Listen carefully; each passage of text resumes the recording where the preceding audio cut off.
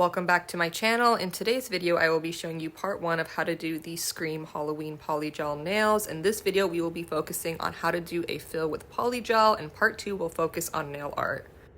If you're new here, welcome, and be sure to subscribe and follow along for more Halloween tutorials dropping weekly and other polygel and press-on nail content. So here is how my nails are looking. These are polygel nails that I have on, and they are a few weeks, maybe even a month old. They were pretty grown out, but the retention was pretty good. I didn't have too much lifting at all. So before we can get into that really fun Scream nail art, we need to do a fill. I often get asked, can you do fills with polygel? And the answer is absolutely yes. The first step is always going to be pushing back your cuticle, especially if your nails are pretty grown out. You're going to want to make sure you push back that cuticle and clean up all of that before we get into any sort of application. You're also going to want to remove any design that you have on right now. So I'm just taking a fine grit sanding band, seasoning it. I like the Pana 240 grit sanding bands. And I'm using it at a pretty high speed with my Melody Susie e-file. All these products that I use all the time will be linked in my description.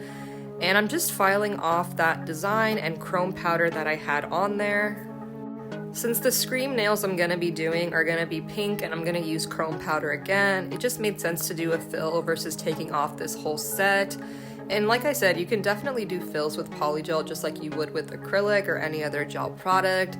It's a great way to just like maintain your sets and grow out your natural nails if you're looking to do that. And just in general, you know, once you get the hang of doing fills, they can be usually a lot easier than doing a full new set.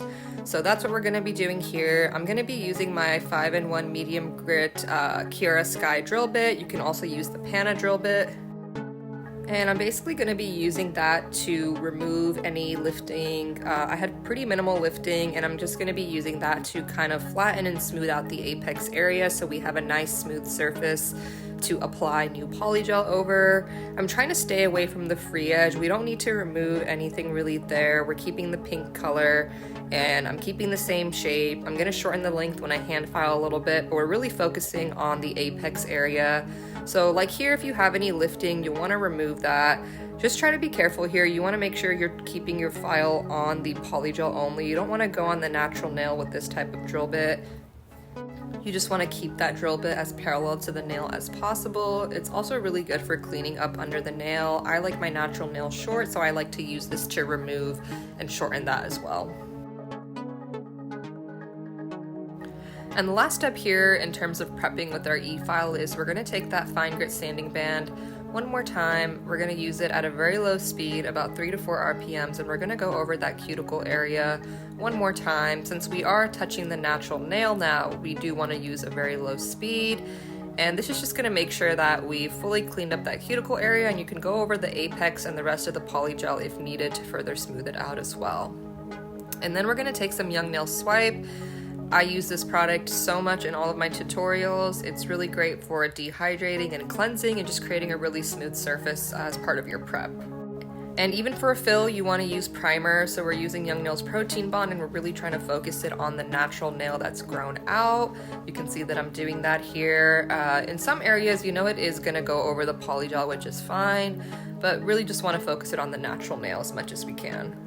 And same thing with our gel base coat. Even when doing a fill, we do want to use our gel base coat before polygel application. So I'm just focusing it here on the cuticle area and where that natural nail is grown out, but I'm also bringing it a little bit further down the nail since our polygel application, we will be feathering it down part of the nail. So anywhere you feel like you're going to be applying polygel, I would recommend applying your base coat so it creates a sticky surface for it to stick to.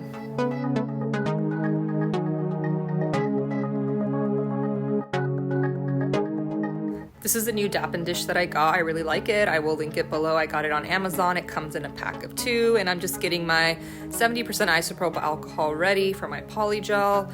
We're gonna take some Le Corail from a cart and place a bead near the cuticle and basically just start working it towards the cuticle, trying to keep it nice and flush, using the edges of our brush along the sides as well, just getting it really tucked in there. And we're gonna keep patting it along the sides, tucking it into those corners as well, as flush as we can. And then we're just gonna feather out the rest of the product.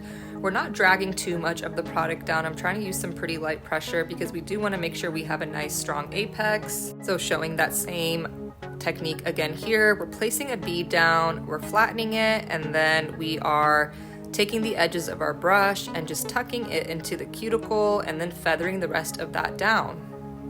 That's basically what a fill is, right? Your nails have grown out a few weeks or whatever it may be. Maybe it's even as little as 2 weeks, but you're basically just filling in that area that's grown out for the most part and then just blending it with the rest of the nail. You do want to make sure you're draining your brush when you're dipping it in the isopropyl alcohol, so that's kind of what I was showing there. You don't want to have too much liquid in your brush, so whether you prefer to drain it on a paper towel or along the edges of your dappen dish, you don't want to flood the polygel with too much liquid, and you don't want to have your brush oversaturated with too much liquid either. So less can be more, but also depends on the brand. So you can see, like, doing a fill doesn't take that long when it comes to application when you really get it down, because I was moving through this pretty quickly. Like, I'm just doing one bead at the cuticle area, I'm tucking it into that cuticle area, and I'm feathering the rest down, blending it with the rest of the nail, and that's it. I didn't need to add any additional product to the free edge. It was really just that upper portion of the nail that's grown out that we are basically adding more product to and kind of rebalancing the structure. So that is the great thing about a fill, and they can be time consuming when you first start out, but once you get the hang of it, it should go along pretty quickly. Once everything is cured, wipe off the sticky layer with some Young Nail Swipe, and we are going straight into filing. I'm taking my fine grit drill bit here and working on the cuticle area. I like to do this first. If you've seen any of my tutorials at this point, I always start with cleaning up the cuticle area, just using it at a low speed. I'm not digging into that area. I don't want to remove too much product, especially when it comes to the edges of the cuticle area, but I'm also like smoothing out the apex and just taking down the bulk on the sides as needed as well. That's the great thing about a tapered bit like that, is you can use the point of it to seal the cuticle, but then you can use the body of it to kind of shape and smooth out the rest of the nail. Now we are using the round panna bit. I also use this religiously in all of my shaping tutorials, so this is not necessarily for sealing the cuticle, but it is great for cleaning up that area, if that makes sense.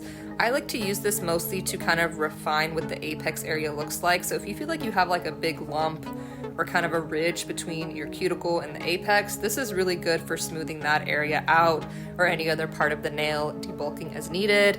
It's also great for cleaning any excess product under the nail, as you saw me do in the rest of that other clip.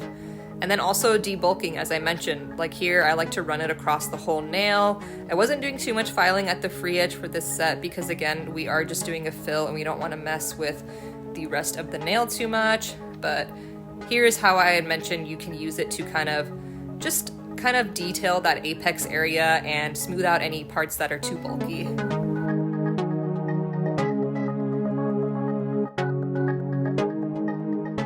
And the next step is hand filing. This is an 80/80 grit hand file. This is what I always use for hand filing when it comes to shaping polygel nails.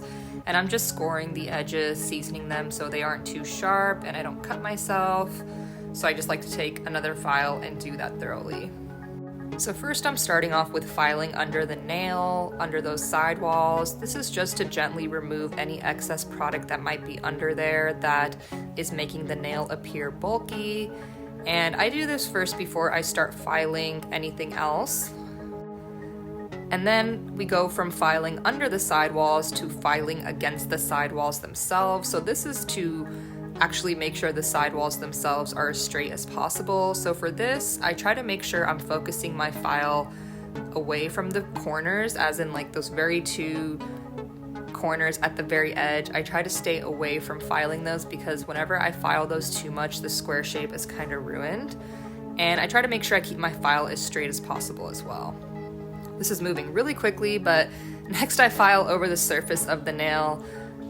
I mentioned this in a lot of my videos, but there's just something about filing, hand filing, over the surface versus an e-file that gives it a really smooth finish. And then the last thing I do is I just file the free edge, and I like to use this motion here too where I pull away so that I'm not filing into the corners again or filing one part more than the other, and it turns out pretty good. So here's the final product, and we're gonna do that to the rest of the nails.